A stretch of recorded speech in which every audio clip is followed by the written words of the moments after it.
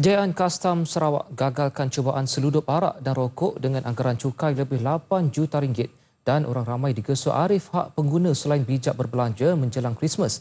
Langsung dari Sarawak, Abang Mausili, Abang Abdul Samad ada butiran penuh. Silakan Abang. Terima kasih Taufik di Angkasa Puri. Assalamualaikum dan salam sehati sejiwa.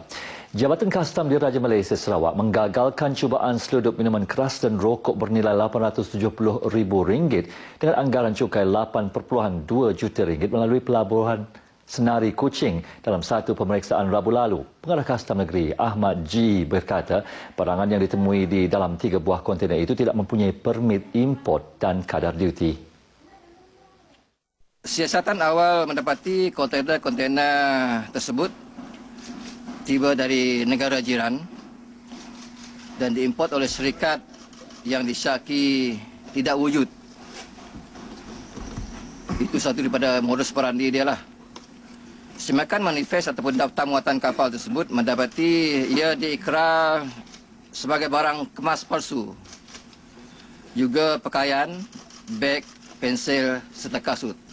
Memberitahu demikian kepada media di Stor Penguasaan Demak Laut di Kuching, beliau menjelaskan modus operandi kegiatan tersebut turut melibatkan penghantaran yang akan diuruskan sebuah syarikat logistik yang dilantik. Menurut Ahmad, kejayaan tersebut adalah hasil intipan anggota selama 2 minggu dan maklumat orang awam. Kes disiasat di bawah Seksyen 135-1-A Akta Kastam 1967 kerana mengimport barang larangan tanpa lesen import yang sah. Jika disabit kesalahan, pesalah boleh didenda tidak kurang dari 10 kali dan tidak melebihi 20 kali duti kastam terlibat atau penjara tidak melebihi 3 tahun atau kedua-duanya sekali untuk kesalahan pertama.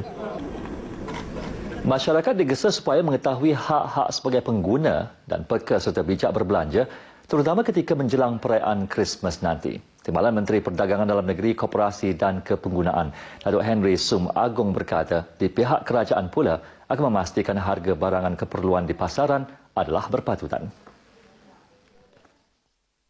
Jelasnya apa yang penting pihak kerajaan berperanan dalam memastikan peniaga tidak mengaut untung yang berlebihan selain menggunakan segala saluran perundangan agar pengguna tidak tertipu dan terbeban. Datuk Henry berkata demikian dalam Majlis Ramah Tamah Pra-Christmas 1 Malaysia 2016 bagi kawasan Parlimen Limbang di Limbang.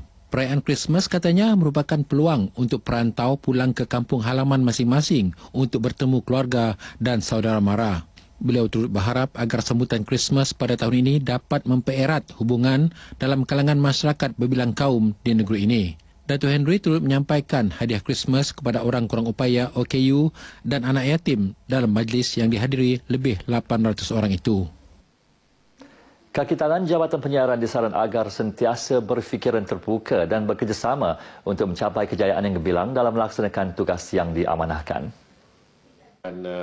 Ketua Pengarah Penyiaran Dato' Abu Bakar Abdul Rahman turut menggesa supaya warga RTM sentiasa berusaha memajukan diri terutama bahagian rancangan dan kejuruteraan dan sedia untuk menghadiri kursus yang berkaitan bagi mencapai hasil kerja yang lebih cemerlang dan berkualiti. Beliau menzahirkan demikian dalam majlis perjumpaan bersama kaki tangan RTM Limbang di Auditorium RTM Limbang. Ini merupakan lawatan rasmi pertama Dato' Abu Bakar ke RTM Limbang sejak beliau dilantik sebagai Ketua Pengarah Penyiaran. Turut diadakan dalam majlis itu ialah sesi dialog bersama-sama lebih 50 warga kerja RTM Limbang. Setakat ini dahulu sumbangan berita dari Sarawak untuk lintas langsung N5 petang ini. Berita seterusnya kembali bersama Taufik di Angkasa Puri.